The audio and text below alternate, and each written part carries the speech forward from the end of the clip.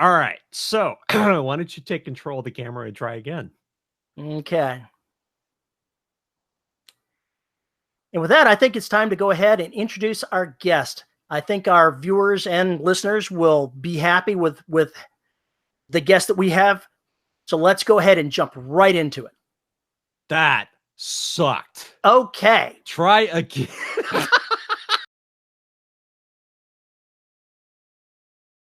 Hello, everybody, and welcome to episode 549 of the Dead Robot Society. I'm Terry Mixon. Joining me, Paul Cooley. What's up, man? What snoring? This is not boring. Wake the hell up. Deadlines suck. Especially lack when you of don't sleep sucks. Yeah, lack of sleep sucks. Especially when you don't get all the information till 3 days before things are due. Oh, by the way, we've got this huge crisis and we need you to fix it by Tuesday. Yeah, that's fine. You're gonna pay for it, and I'm gonna pay for it. This is gonna be hell with your production schedule. It's fucking up everything right now. It is fucking up everything. But it looks like I'm done for now. I hope. The event's tomorrow, so it's getting a little late in the day to do anything about it. You're kind of committed now. The shit's been submitted. It's in the App Store. It's working its way through. I can't do anything right now, so I'm fine. We can't test it here. Put it live. Make it go live. Yeah, well, that's not quite that bad, but still. So been doing that and still trying to get over this cough or sinus or whatever the hell this thing is. It's still kicking my ass, but I haven't been able to go to the doctor because I've been too busy trying to fix shit that, needs to get fixed so I can get paid.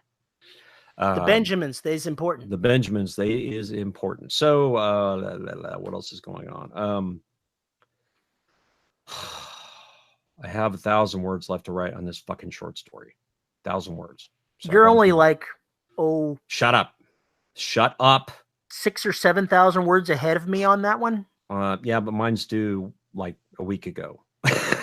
Oh, it's for a different anthology than JR's. Yeah, it's for the First Contact. Oh, okay. The post-apocalyptic one is due July 1st. Oh, well, I will not be writing one for that one. I was just saying, I know that I'm writing for a different. I thought for whatever reason that the due dates were the same. No. So I got to finish that up, and Derelict is screaming at me right now, especially after a certain episode, this one, in fact, when we got into certain conversations, really lit my mind up for what I want to do, what I need to start doing in the story, the part that's been scaring the shit out of me. I need to just go ahead and write it. I think maybe I'm ready now to write it. Just do it. Yeah. It'll be interesting. I've got a couple decisions to make. We'll probably try a couple things. I'll probably fail miserably, and I'll find my right way in. But it has to be done kind of carefully. But I'm really looking forward to it. You can't throw away the bad words if you never actually write the words. Correct. It's just you have to find the right way to broach this conversation without it completely fucking losing the people who are reading the book. That is kind of important. Yeah, because, when you start switching between philosophical treatises and people running from things trying to eat them, you're probably going to cause a little bit of a crash. Yeah, I could see where that would be problematic. Yeah, so there's some things I'm going to have to do. Regardless, though, the gray cells are really ticking over on this one, and I just have got to get it done. I got to get back to it and get it done.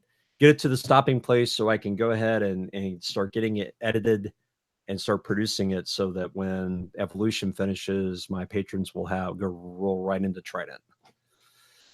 That's the plan. And while that happens, I have to actually write something else I can sell. So go figure. Well, life is complicated.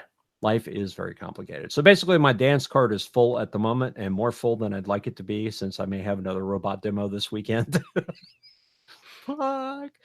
So anyway, that's me. How you doing, Terry? I am maybe 40% of the way through Blood of Patriots in the editing. So it's picking up steam. I'll get it done hopefully this weekend. We'll see how that works out, because I'm also planning to go see a movie, so it might be Monday or Tuesday. Then I've got 2 short stories, both of which are due by July 1st. So I'll get those done. And when I get my decks cleared, I can start writing the next Empire book. Aha. Well, which I'm looking forward to that one. I'm going to do something that I have not done before in an Empire book, or in any book for that matter. I'm going to try to put out a couple of milestones that I need to be aiming for and know what they are ahead of time. All righty then. All righty then. I've got to get them to a certain place, and I've got to have some problems for them to hit along the way. It's literally a journey that they're taking to get from point A to point B. So I can put problems at certain milestones that they have to deal with.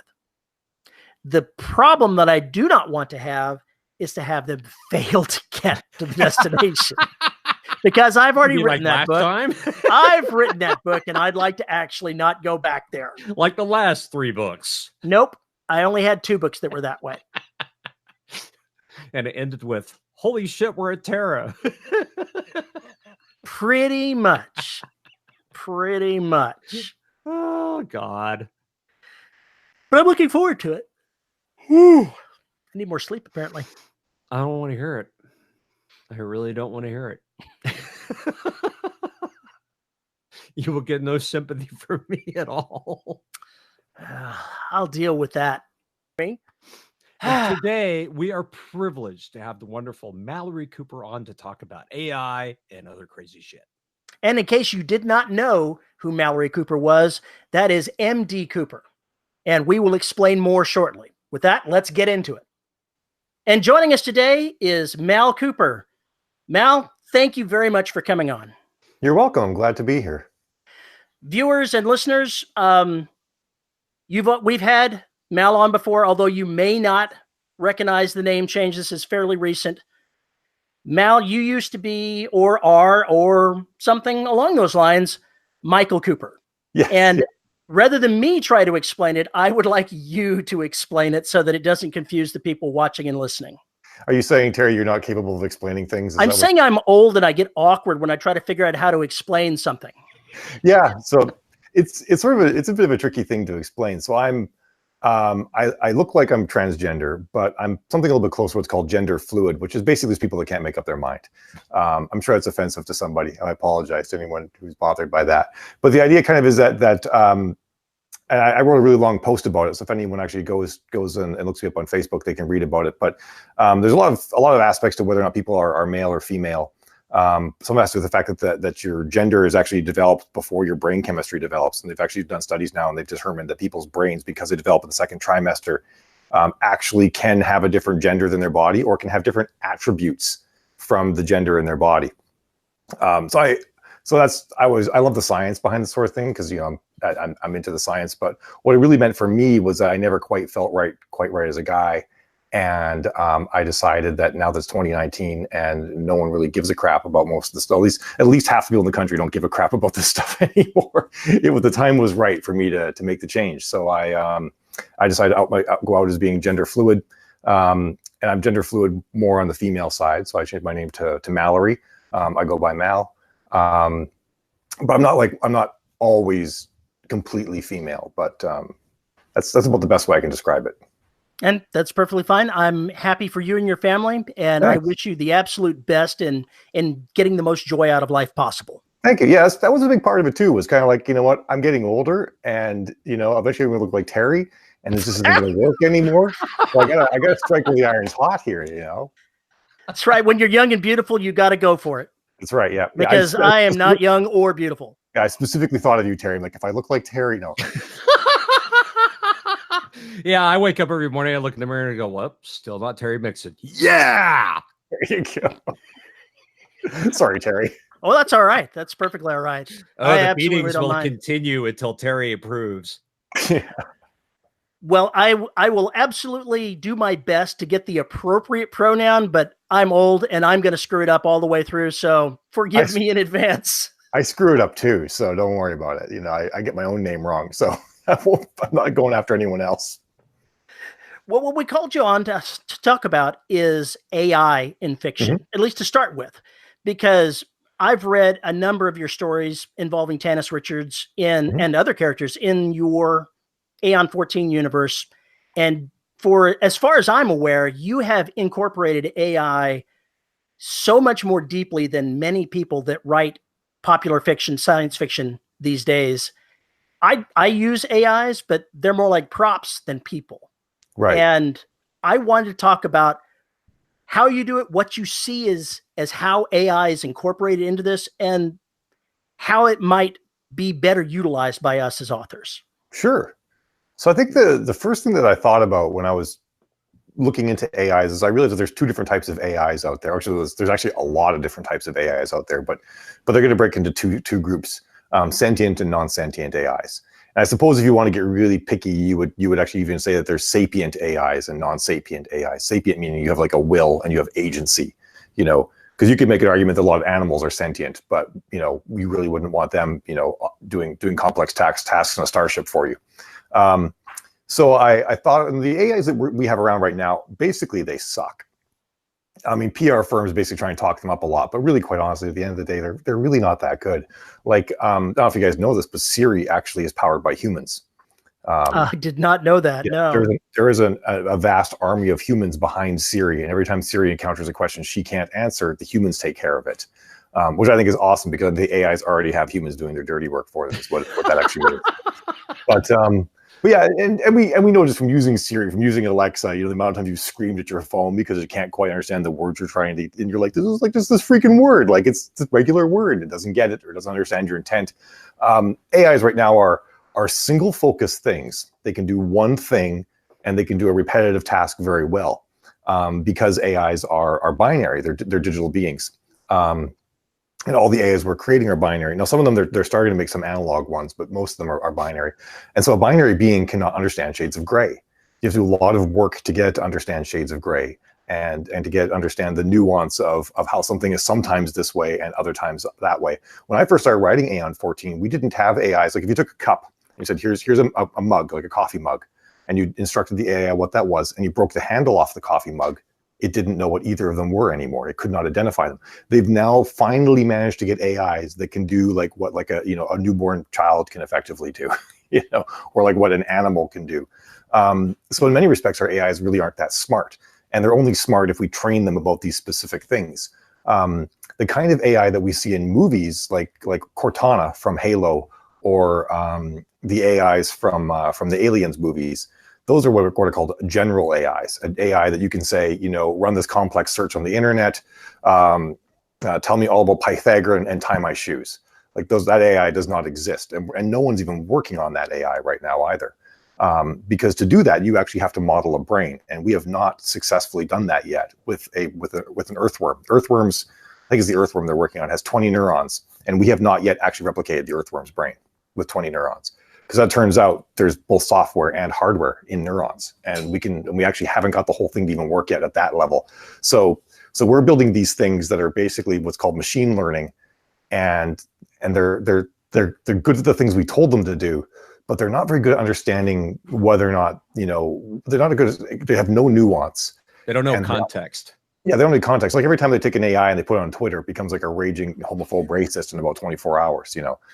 I'm surprised with knowing Twitter, I'm surprised it takes 24 hours. Yeah, it might be faster sometimes. So yeah, that was my initial part of my study. Is I thought about all of that, and I researched. So some people think advanced AIs are right on the corner, and I forget his name now. Ballmer. No, it's not Steve Ballmer. It's one of the other guys that started on Microsoft. He described this thing called the complexity break. He said that what we're looking at right now is that every time that we want to increase the power of an AI, there are fewer humans available that understand even how to do that. There are fewer humans that understand these complex issues and whatnot. And the issues themselves are also becoming more complex. So he said, eventually we're going to be down like 100 people on the planet that actually understand these super complex AIs and how to bring them up to the next level. And he said that because of that, it's just going to slow down exponentially as we try to build smarter and smarter AIs.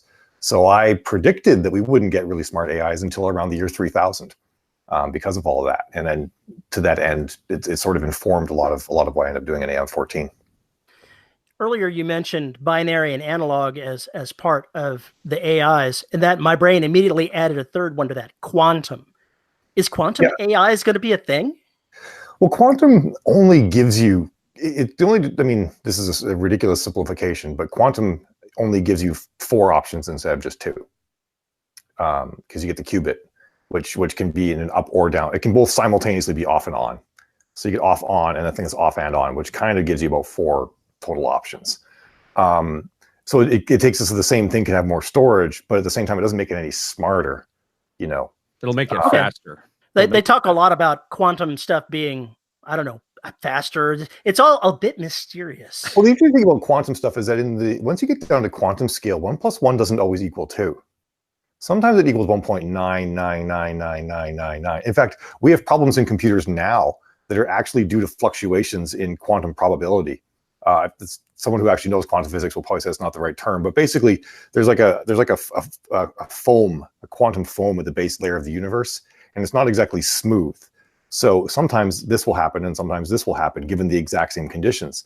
And it's never really is a big deal at the macro level, but at the quantum level, you can actually have computer processors that can give you a different answer. If you do enough times, you'll start to get a different answer, or every now and then you'll get a different answer.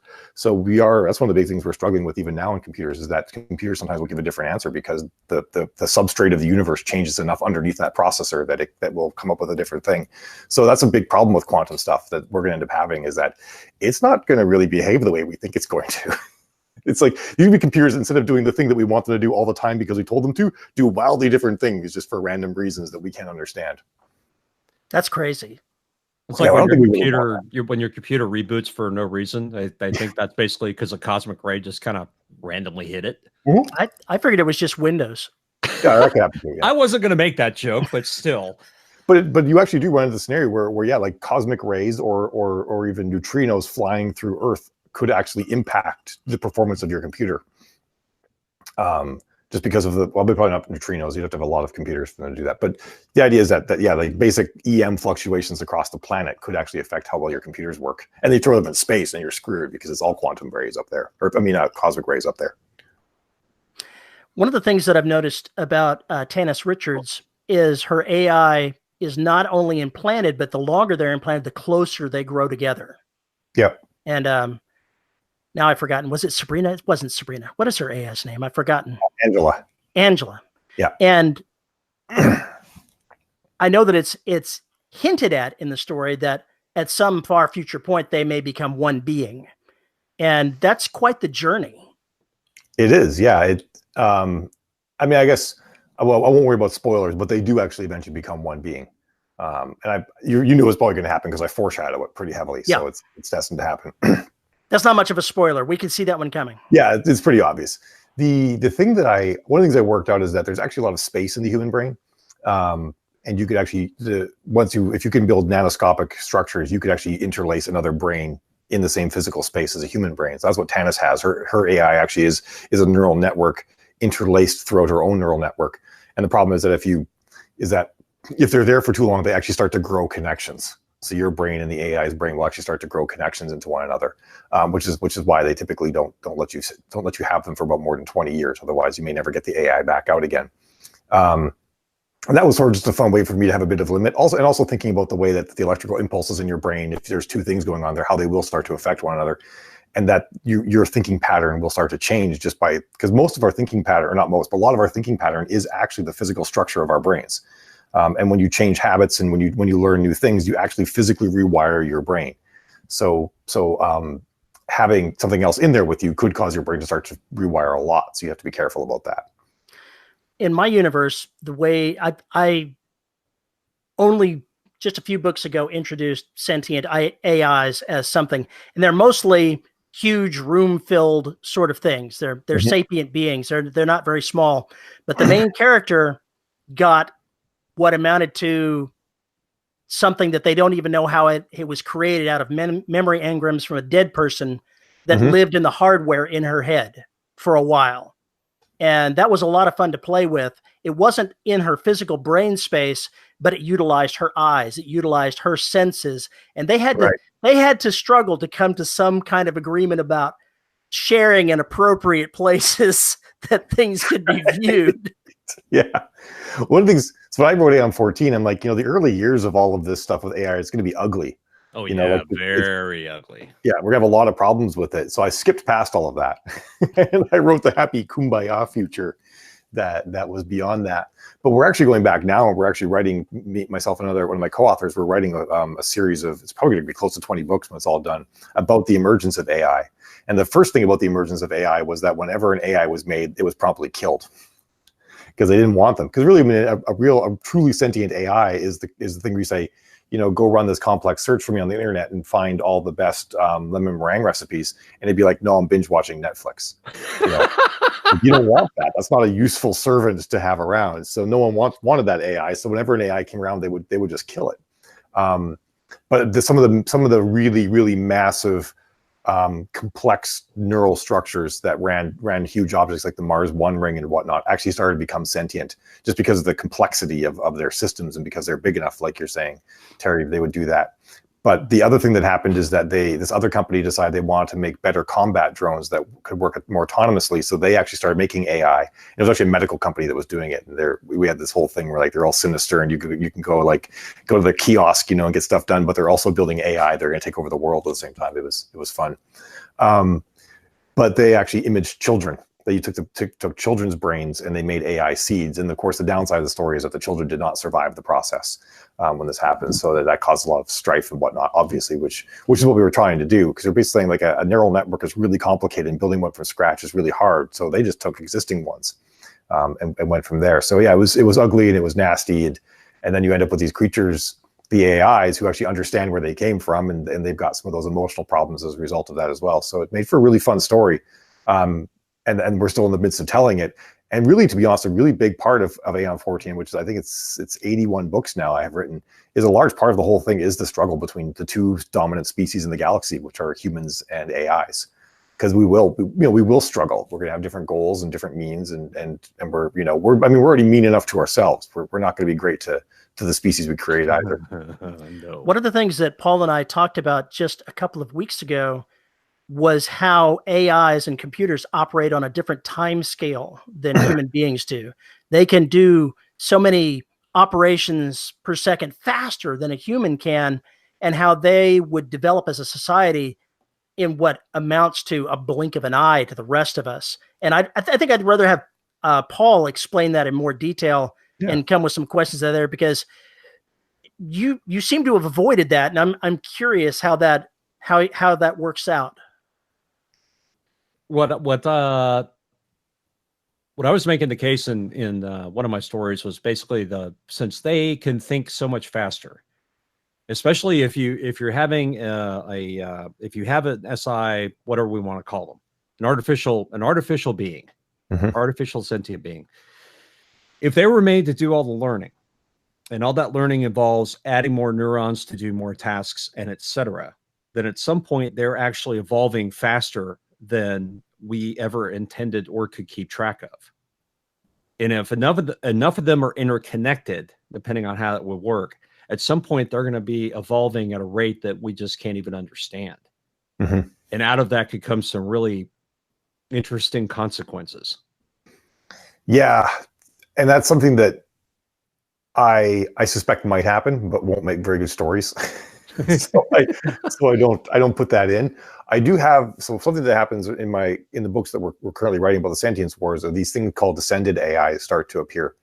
And ascended AIs, so we're three-dimensional beings, and like we have two-dimensional eyes, so therefore we can perceive the third dimension, and so on. These creatures, these ascended AIs, actually become fifth and sixth dimensional beings.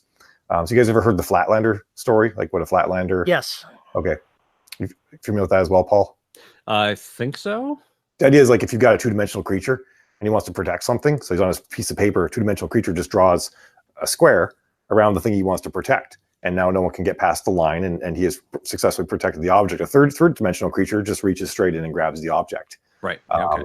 So the idea is that a fourth or fifth or sixth dimensional creature will effectively appear to be, almost like godlike in power, because he'll be able to go through walls and do all sorts of things that a human wouldn't be able, a third dimensional creature wouldn't be able to do. So in Aeon 14, the ascended AIs actually developed the ways to perceive and then to build themselves out into multiple dimensions. So their brains now span 5 dimensions instead of just 3 dimensions like ours do, and stuff like that. And they become hyper powerful. But they're also doing things that are incredibly complex as well. So they're using a lot of their thought process. Like the one group of AIs is actually trying to figure out how to stop the universe from expanding. And they have a functional plan to do it. So they're actively trying to slow down the expansion of the entire universe. So there's stuff like that. So they're keeping themselves busy, you know. But there's actually a massive war that occurs, and a lot of AIs also aren't in favor of that sort of rapid expansion because they fear what could happen. They look as uncontrolled and too fast, and if you make a mistake, you're so far down that mistake path before you even realize it was a mistake that you're going to be in trouble. So there's a lot of laws put in place actually how big AI can be and how fast they can think and stuff like that, and they put a lot of limitations. The other thing they do is they put limitations on I can never say that word. Anthropomorphization. Thank you. Of non-sentient beings. So you can't actually have non-sentient AIs that look human. They have to look clearly like weird robots and stuff like that. So because they want to make us there's a strong distinction between sentient beings and non-sentient beings. That sounds so much like slavery to me. Which part? Yeah, pretty much all of it. Well, the sentient AIs actually are the ones that put a lot of these requirements in place because they want to be treated as separate from non-sentient beings. Yeah, but it's more along the lines of when you start making laws just to govern. And basically, what it comes down to is, as we said earlier, they are going to be treated like second-class citizens at best for a long time. Yeah, at best. It takes them hundreds and hundreds of years to really get past a lot of that.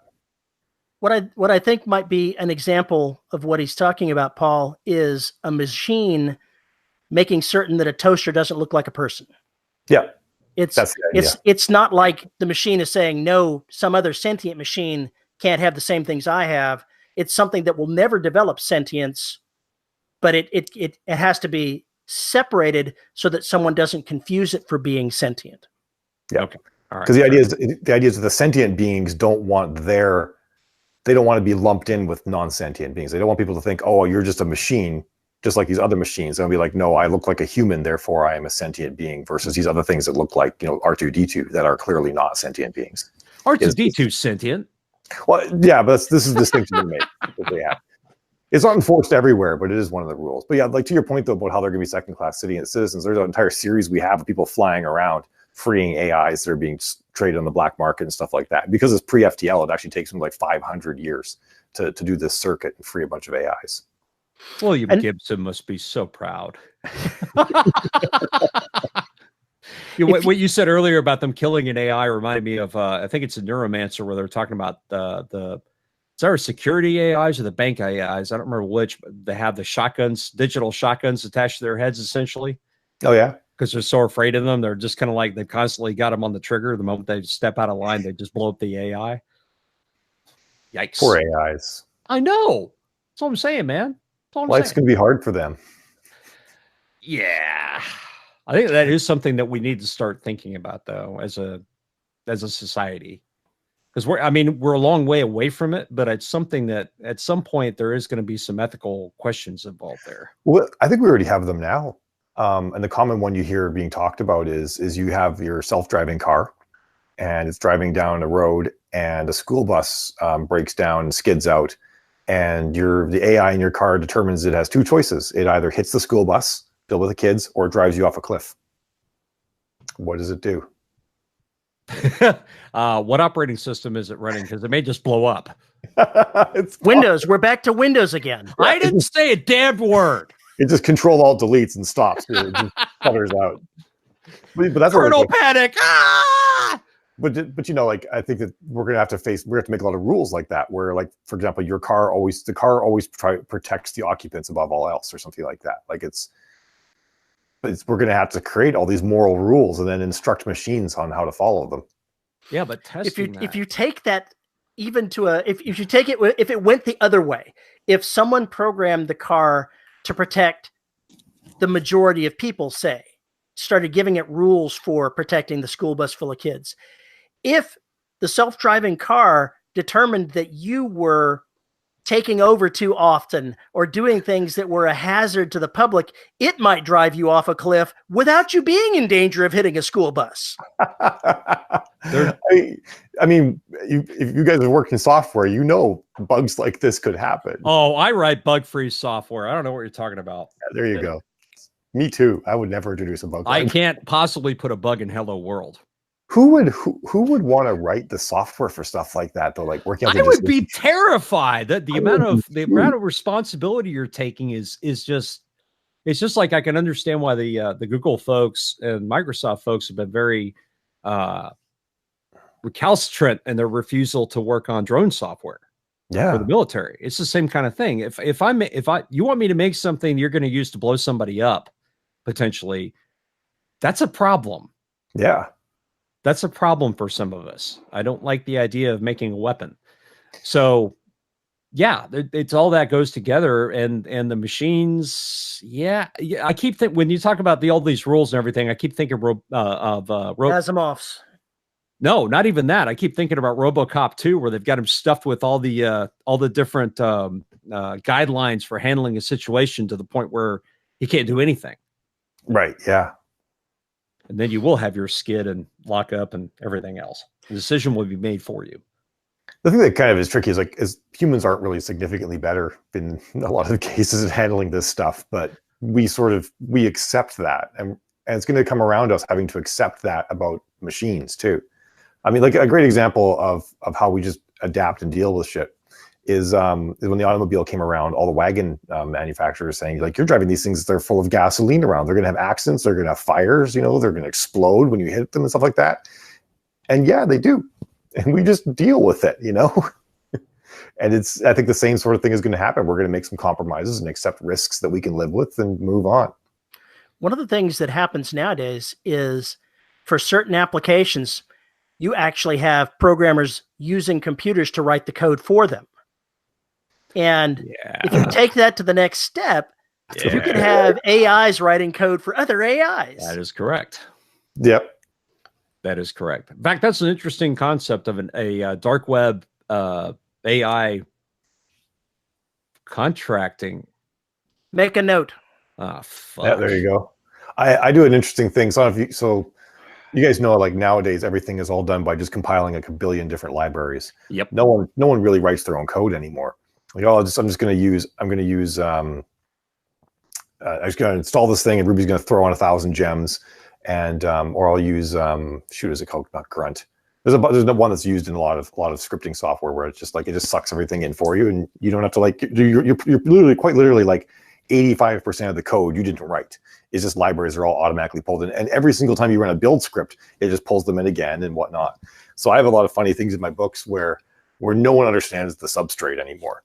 They have no idea. Someone's like, oh, well, so these people that actually understand some of the substrate, like, oh, is this vulnerability that was introduced like 1,000 years ago, but no one understands the system anymore, so no one changes this part of the code, but it's not even used. But we're just going to swap something else in there, and no one will notice because, and I think that's going to start to happen too, where like a lot of the underlying structure of the internet and software and whatnot are going to become so obfuscated that no one will even know how they work anymore. I think that's already happened.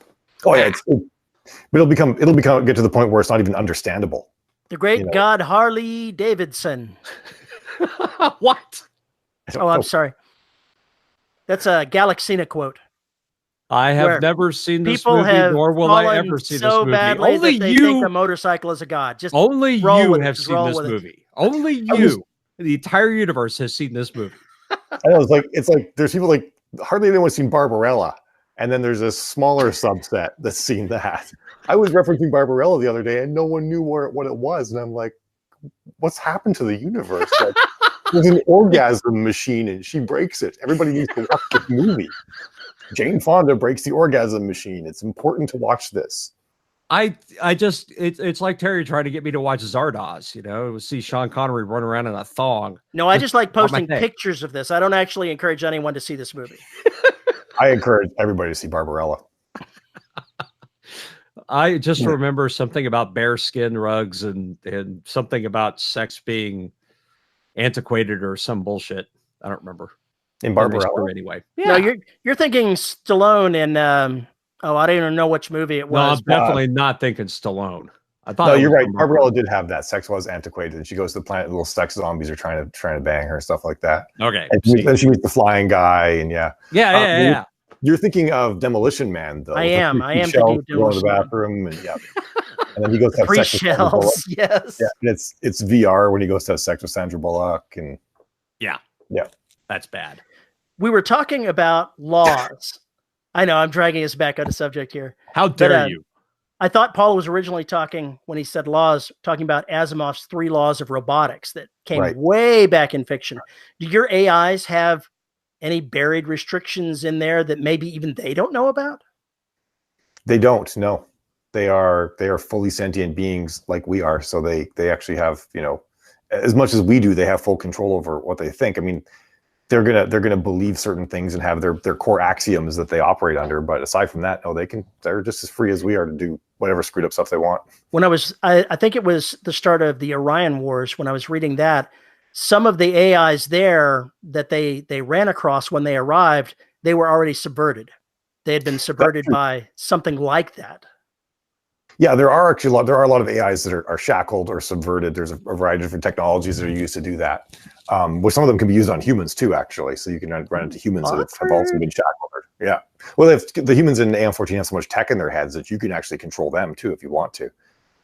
Because once you have a connection to the internet in your head, you have to funnel that information in somehow, which means you'll probably do it through the optic nerve, and you'll do it through the auditory systems and whatnot. And you could basically, once we start getting connections to the internet into our heads, what it will mean is that you'll be able to completely subvert all the input going into someone's brain. So you'll control the IO basically. So that's problems that they have to worry about as well. Because if you look at the human brain, every part of the human brain does a thing. You know, this part, you know, takes optical information and processes it. This part takes audible information. This part handles heartbeat. You know, there's no part of the brain that just like does like direct assimilation of data. It just doesn't. There's no part. You know, there's nothing that does that. So you'd have to bring information in through existing channels, which is basically our senses. And so yeah, so that makes it that humans can be hacked just as easily as AIs can. So there's a lot of protections. It's actually funny, and I talk about periodically in the books, but there's more hardware in people's brains that's dedicated to just not being hacked than there is pretty much anything else. In my Empire of Bones saga, it happens 500 years after the fall of the human of the Terran Empire, and when they created their first sentient AI, enemies of the state basically hacked it and changed its programming, and it hacked people, and it was the cause of the downfall through exactly that sort of thing. It took over human beings and forced them to do its will. Yeah, gotta watch out for that. Awkward. I mean, we're getting to that point now with technology where they can implant memories into people's brains, and they can. Well, they haven't done with live humans, but they you know, they've done it in tests and whatnot. They can pull memories in and out of animals and whatnot. So at that point, like, reality becomes a little bit of a questionable thing. Like, what is it? They also partly reanimated a dead pig, so you got to watch out for that kind of thing. Yep. Well, that brings up an interesting question. What is the interface going to be? For which specifically? How do you see the interface working if you're going to be talking to a sentient AI? If the two of you want to communicate in such a fashion that you don't have clumsy things like keyboard and mice? Well, in my books, it's mostly just done through speech. But a lot of times in their conversations, I don't really belabor it too much. I actually think the communication methods that people are going to use in the future are going to be incomprehensible to us. It'd be like showing a text messages to your grandparents, but like times 1,000. You know, it's that sort of scenario. So what I have them do most of the time is just done through dialogue, because obviously I need something that the reader can relate to. You know, it's got to work for a 21st century reader. But I do hint a lot that a lot of times they actually have full VR experiences going on around them. So they're actually seeing the real world and they're seeing VR world simultaneously. So like they're talking with an AI and they're seeing like facial expressions and they're actually swapping emotions and whatnot in their conversation. And I hint at that sort of thing, but I don't belabor it too much, because I could spend like an entire book like just describing some of these interactions, and I don't think they'd be relatable, so I don't do too much of that. But I think it's going to be stuff like that. It's going to be more, instead of using language, it's going to be direct concepts in some ways. Swapping emotions, now that's some scary stuff. Yeah. I'm gonna say nothing. I'm gonna say nothing. That does, and that is another question though, is at what point, once you give an artificial being emotions, One of the things I'm always worried about is, since we're programming these things, is we're basically going to be putting down all of our neuroses, all of our psychopathy, all the things that make us human. Right. We are going to basically make these things a reflection of ourselves. So what is the mental illness quotient going to be of these puppies? That's actually occurs in one of my books called Proxima Centauri. Me and Lisa Richmond, who wrote that book, we researched a lot of the stuff, the chemical stuff in humans' brains that causes us to be neurotic or not neurotic. The stuff that causes us, there's certain things in our brain that we've associated with what is our conscience. How we can relate to other people and feel empathy to other humans and stuff like that. And some of them are, a lot of it's chemical. And when they make AIs, because their first AIs were all built off of human brains, they simulated a lot of these same sort of things. And so they actually have basically simulated processes in AI's brains to make it, because you have to do things too. You have to make so the AI doesn't just have circular logic and perseverate on certain things. You have to be for us, almost the fact that we can forget keeps us from being locked into logic loops. Right. So you have to build some of that stuff into AIs. So they don't have emotions per se, but they have some analogs that are similar to them. But they did this person who was a sociopath did experiments on an AI to see if it could make an AI sociopath. Because she wanted to use that AI to research her own problem and see if she could make herself better. And of course, that didn't go the way she wanted to at all. She didn't survive too many chapters past that point. and yeah, stopping that. And the downside is that they had just recently taken out this really powerful drug cartel, and that AI that she was experimenting on got access to all of its intel. And because the AI was actually also a neurologist and a psychologist, it actually understood how to work with people really well and had all this information. So it just basically took over a whole lot of stuff really quickly. And it was a rather large problem. When everybody's a dog on the internet, manipulation is so easy. Yeah, it's true. So if they started out with what were emulations of human emotions, have they developed emotions that are incomprehensible to humans, that are just radically different than humans?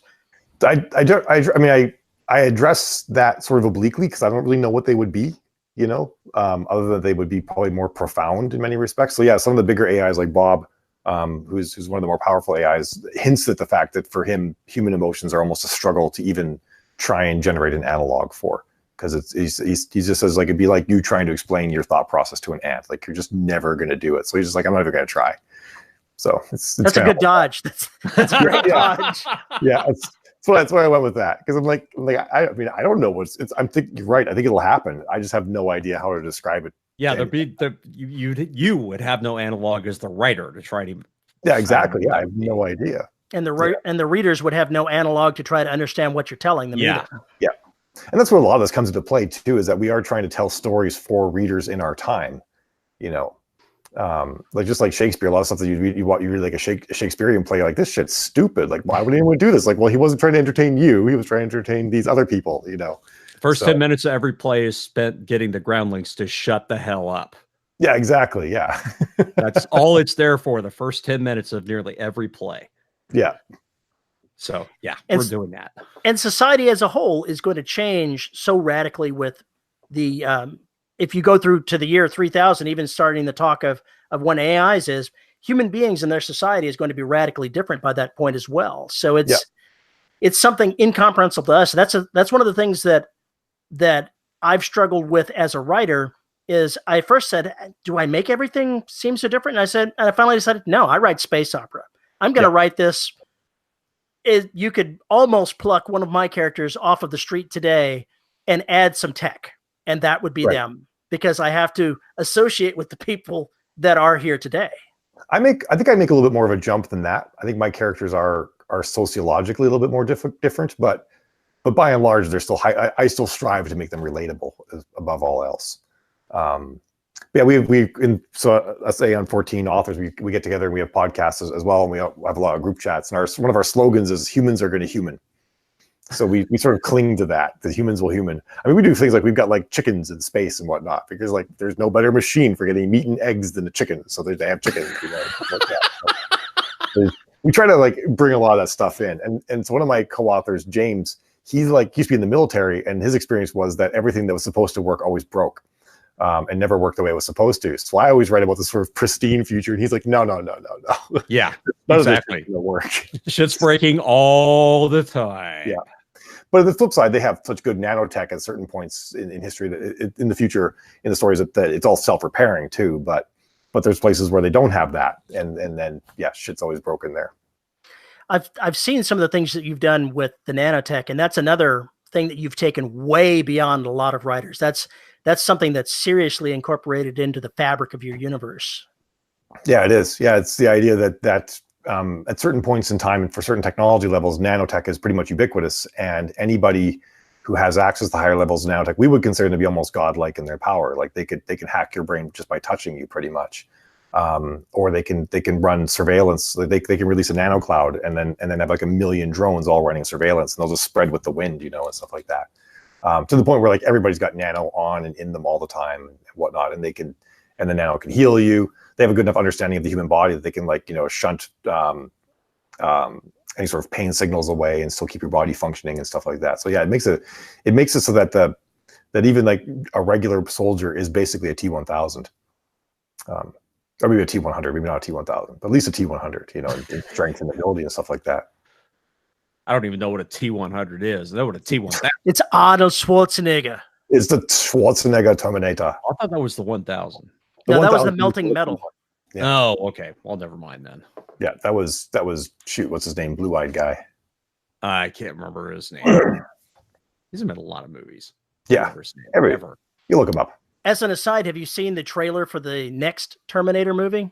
Looks good, doesn't it? That looks good. Yeah. Oh my god. It's so funny though, because Linda Hamilton has like the quintessential "I want to speak to the manager" haircut now in that movie. So there's all these memes on the internet. It's like Karen, she's gonna kill. Oh, is that what started that shit? Yeah, because she's got the quintessential Karen man. It's called the Karen haircut. I always thought it was the cat spray bottle, Karen. What's your spray bottle to do now, Karen? As the cat looks at the cougar outside the door. Oh. Bring up that spray bottle. Never mind. Got no idea what you're talking. I know the meme he's Never mind. This is how it goes every week. We'll just try and cut this last 2 minutes where Terry has made no damn sense at all. It's senility. Just accept it. No, it's not senility. It's just Terry.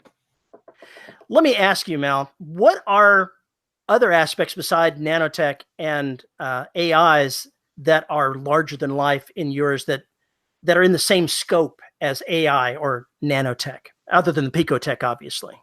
I think the other thing that I've done in AM14 that a lot of people like, well, there's two and they go hand in hand, and one of them is basically just building really big shit. And a lot of people don't really get, they don't get A, how big space is, and B, how much stuff there is out there. Just to give you an idea, accepting my universe, because I build really big stuff, but you could take every single starship and every single space station you've ever seen in every single movie and read about in every single book and build it with the planet Mercury. Mercury has enough material in it to build something to the tune of like 144,000 Death Stars. So you can build a lot of stuff with the materials that are out in space. And if you can get autonomous machines to start building things for you, you could have ship fleets in the millions. And you would have ship fleets in the millions, even without autonomous machines doing a lot of it. Just with if humans live longer, and you say like, okay, humans would live to be 200 years instead of our current 70 years or so, and you consider that we could make ourselves fertile for probably the whole period if we wanted to, you could have populations in the quintillions of people, or even at least in the trillions. We've even just in the solar system, and you look at how fast the United States did a military buildup in World War II. We went from like a couple dozen ships to, including like a lot of the amphibious craft, something in the thousands. It was like 3,000 or 4,000 ships, and we did it in like 3.5 years. So if you look at that and look at how fast we could build it up, and you think about machines building machines, having fleets in the millions would be something that would totally happen. And the other side of that too is that you could then start building really massive structures. So in Aeon 14, they do things like there's a ring around Earth that has 17 times the habitable space of Earth. The ring around Mars has something like 30 times the habitable space of planet Earth on this ring. They eventually build a super collider all the way around Jupiter's equator, and they use that for making antimatter. And I talk about how that disrupts trade inside the Sol system because they don't need to get resources from the sun anymore because now they can generate them at Jupiter, and it changes the economic balance. At the same time, they actually take, I renamed the planet Uranus because I just got tired of the jokes. So now it's called Oranos, which is actually the Greek version of the name. So they take the planet Oranos and they break it down, and they turn it into a whole bunch of black holes that they use for power.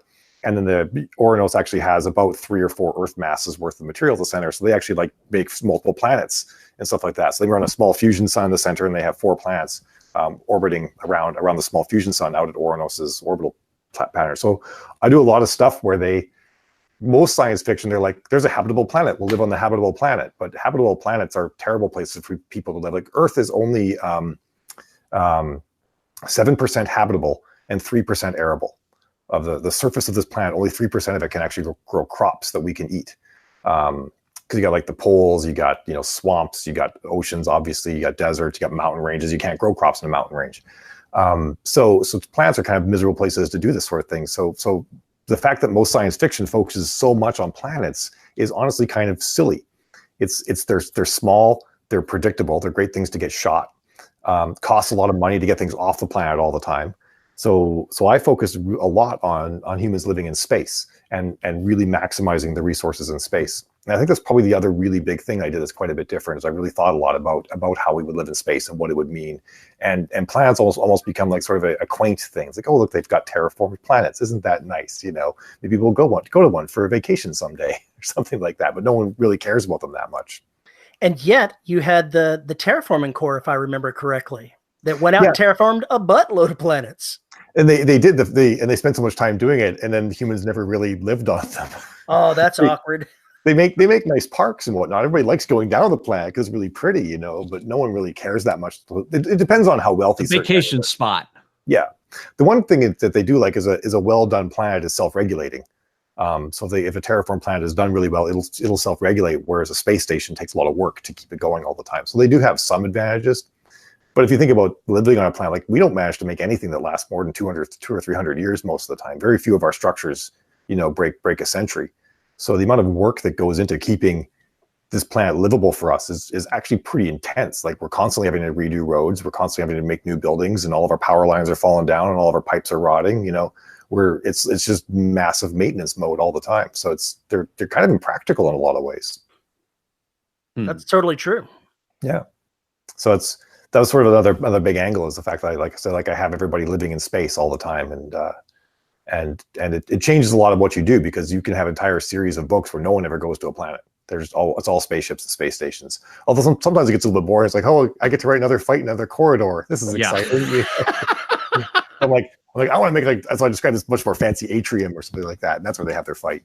But yeah, that's one of the advantages of having domes or something like that, is you can actually put those kinds of areas in there, basically mini parks or whatever you want to call it, to make the terrain a little more interesting. Because I know what you're talking about. It gets really boring if all you're doing is fighting in corridors. Yeah. I mean, the space stations I have are large enough that they actually have massive parks and stuff like that. Like one of the main ships, the I-2, has 2 cylinders, rotating cylinders on it. Each one is bigger than Manhattan in an internal space. So they do hang out with that sort of area a lot, which is, it's a lot of fun, because they go for a walk in a forest inside their starship and stuff like that.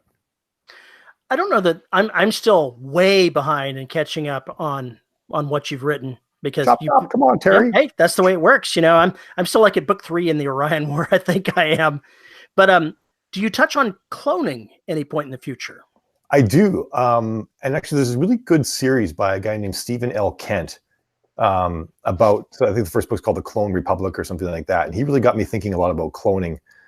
His issue was, sort of the main premise he dealt with was, if you make clones, they would view themselves as worthless, because you're just a copy of that person right over there, and like, which do I really have any worth, because I'm just them. And they have a lot of psychological issues. So in his book, what they did is they made all the clones, so that they had like their entire military was all clones. And the clones all believed that they were like one of like the few real humans in the military. And they're like, they thought that they weren't a clone, everybody else was. And it was sort of like this psychological trick they played on all of them. But then when the clones actually realized that they were clones, they would just suicide like mad, or they would go nuts, or anything like that. Because the problem as well is, if you're in combat and you don't believe, or the problem, what he proposed, if you're in combat and you don't believe that you have any worth, you won't operate the same way that someone who believes that their own life has value. So that was something that I read that it influenced me a lot in thinking about how cloning would work. And so I do have cloning in my books, but what they do discover is, I sort of say the main premise, the main issue sort of still exists, that once clones realize they're clones, they behave in ways that you really don't want. Either they become depressed and suicidal, they become unpredictable because they think their life has no value and they do crazy shit, you know, and they're not that good. But they did work out this one way where they can actually, you can clone yourself, and then they can actually mentally reintegrate the clone's memories into your mind. So if you want to like be in two places at once, you can actually make the clone, send it out, it'll do stuff, and it comes back and you reintegrate into one person. And so that actually happens a bunch until this one case where the original's gone and all the clones don't know what to do anymore. So, wow. I do play around with that. I'm going to flip that on its head. Not the next book I'm writing, but the one after. I'm going back into the past of my own universe, and the race that involved itself in killing off a bunch of humanity accidentally because they screwed up the programming. They are ruled by a group of basically manufactured humans, genetically engineered. It's not that they took human DNA. They rewrote human DNA to make what they wanted.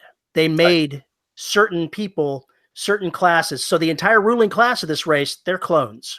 They're all alike. They're raised in creches. They're raised with others of their kind in their same grouping of the same physical build, same particular family line. And they see the humans as kind of unregulated, kind of inferior because they're not pure. So I kind of flip that on its head, and it's going to be fun taking an individual from there that's a child and bringing it back to regular humans and dealing with a lot of negative thoughts and actions that regular humans are going to have for her. That should be interesting. Anything else, Paul? Because we've about hit an hour. No, nothing. Another question? Off the top. Now I want to go read Aeon 14. You should. There's like what, 81 books now? That's 81 what you just said. Yep. Oh, God. What have we left out, Mal? Where would we should we go from here? I guess like the one thing we didn't get into is uplifted animals. Like dolphins. No. Dolphins are pretty interesting in that they are the only creature on Earth. So specifically orcas, the killer whale, which is a type of dolphin, has a similar brain body mass as humans. They're the only creature on Earth that has a brain that is so large as compared to the rest of the body like we do. And they have a complex language.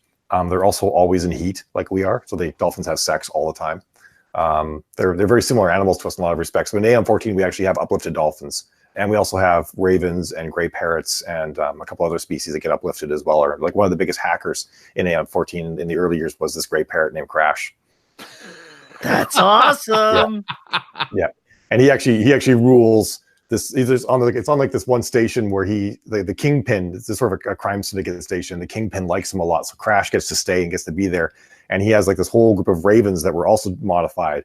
And they all sort of own this one park, and he like sends the ravens out on missions and stuff like that because ravens are pretty freaking intelligent despite the size of their brain as well. So and there's some neat things too, like gray parrots.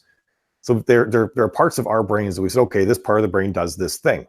It's responsible for these cognitive activities and stuff like that. And gray parrots don't have that part of their brain, but they're capable of doing the same things that humans can. So there's some interesting things that we're learning about some of these animals that we thought that to do X, Y, Z, you have to have this kind of brain with these kinds of parts in it. But gray parrots don't have that those parts in their brains, and they can still do these things. So I get into some of that stuff as well, where AIs and humans and uplifted animals are all kind of getting along together, or not, as the case may be. And sometimes they just do things like they give animals the power of speech, but they don't make them any smarter. So squirrel. We've got this one cat called Mr. Fizzlepop. And he's not really that bright. As far as he's concerned, like the only purpose for living is pizza and tuna. And he also calls everybody asshole. And whenever he talks, it's in all caps, because I'm pretty sure that's what a cat would do. They would just scream all the time and call everybody asshole, because that's a cat, you know? Sounds like a cat to me. I demand all the attention right now. So we do fun stuff like that. There he is. There's yours. This is Minnie, and she's not happy that you said this. Yeah, she looks real bothered by it. Yeah, so I guess that's the other thing too. Maybe if another time is talking about animals and what it would be like, and bringing animals into space. That's something that we try to address a bunch in Aeon 14. That people would have pets, and you gotta get your corgi and EV suit, in case the ship breaks down or something like that. Like, oh, for crying out loud! They'll always have animals. They're called rats. Well, there's that too. Yeah, they've actually one of the starships actually has genetically modified cats that they use to keep the starship from being overrun by rats. Yeah, when I was a kid, I was like, why the hell is there a cat on a spaceship? And then I thought, years later, you go back and watch Alien, and you're like, oh, rats, mice, gotcha. They are going to come along for the ride. Yeah, they earn their keep, so to speak, because you can't get rid of the little bastards. Yeah, exactly. One of the things that David Weber does with his Honor Harrington series is his main character has a tree cat companion. Even though the tree cats are sentient, gotta manipulating things like spacesuits, not precisely easy. It's true. Yeah. You need to watch the second episode of Love, Death, and Robots, the one that's called 3 Robots. Both of you need to see this if you have not. I have never heard of it. Yet. Love, Death, and Robots is a series on Netflix. It's all animated shorts. And the second one, it should be the second one. I've been told they come out in different orders sometimes, depending on when you go to it. But the one called 3 Robots, you should definitely watch. All right. I heard that's supposed to be like the spiritual successor to the heavy metal cartoon. It sort of is. There's a couple of them that are really freaking dark. One of them was almost like, I won't rewatch it because it was too dark the first time. That's kind of sad for me. But the others, some of them are humorous. They have that kind of heavy metal feel. You have a lot of anatomy. And, sex is involved in quite a few of the tales, but some of them are just damn funny. And 3 Robots is awesome. So definitely think you should give that a try. I'll have to add that to my list. Oh, yeah, definitely. It's awesome. I'm adding animals to my notes here now because while I've had robotic animals, I've never had genetically modified ones. So now I'm thinking I maybe should have that. David Brin, Uplift War. Uplift, yeah. I've read those. Rising. It's just been a long time. There's so many balls to juggle when you're putting a story together. There are elements you go, oh, I'll put this in. But if you have too many of them, then you lose track of the story. Yeah, there's just all these little kitschy little things that you thought would be neat, but there's not actually a story there. One thing did happen when we brought the corgi onto one of the starships. Even like on Amazon, one of the comments, one of the reviews was, "This just became the safest starship in the entire solar system." Nothing as bad as ever. You put a corgi on it, you can't kill the corgi. It's the safest ship ever.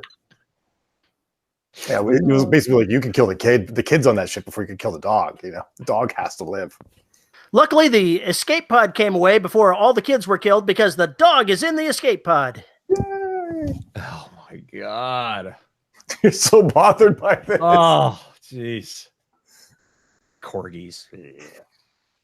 Now, if it's American Bulldog, it would be the safest. Oh, I see. I gotcha. Mm-hmm. She's back there somewhere. Oh, yeah, there she is. She's just chilling. Oh, you can't see her. It's a part of her. There she is. She's just chilling. She's thinking about eating corgis. No, she'd like to be a corgi's friend. Oh, I see. She's friends with the cats. But they don't like her so much? Oh, Keko lays down with her all the time. Aww. She and Shadow are always playing together, so it's a happy home, so to speak. Yay! Nice. Yeah. If there's any last questions, it's time to go ahead and ask them because we're at our time. Anything, Paul? Anything, Mal? I think I'm good. We're going to have this conversation again sometime because I'm going to have some specific questions about certain things. They have this thing. It's called email. I know. But we should have her on the show again anyway. I agree. Sure. That'd be great. I totally agree. All right, fine. Get us out of here, Terry. Not yet. Why not? Not yet. One last thing to do before we actually do the getting out. Why don't you tell everyone where they can find you, Mal? Ooh.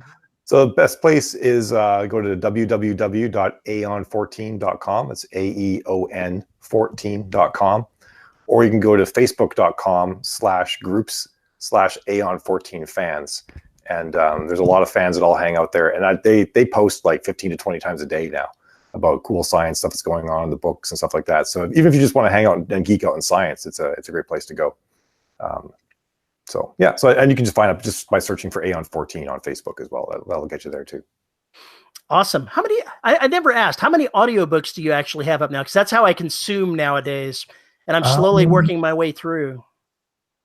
25, maybe? Something like that? I'll never catch up. I will never, ever catch up. You're doomed. I'm doomed because I like listening to Lit RPG, and that sucks away my time. It's a curse. Lit RPG isn't quite as good as Aeon 14. You have to admit it. Oh, you're right. I agree with that. Yeah. But I mean, I'm an old gamer at heart, so it's tough. It's a hard world I live in. it's difficult. Well, thank you very much for coming on, and we appreciate having you talk about all these subjects. Folks, if you've got a question for us about AI or anything else we've talked about, send us a note at show@deadrobotsociety.com. You can find us on Facebook at the Listeners of the Dead Robot Society Facebook group. You can send a note on Twitter to Paul at Paul_E_Cooley, because he's young enough to actually use Twitter. I don't use Twitter. That's bad. Twitter's bad. We have to thank the good folks. Corrupted. Yes, true. We have to thank the good folks at podhoster.com for hosting our audio. And of course, you can find us on youtube.com/DRS podcast. And there I used the / again. Paul's going to mock me for it.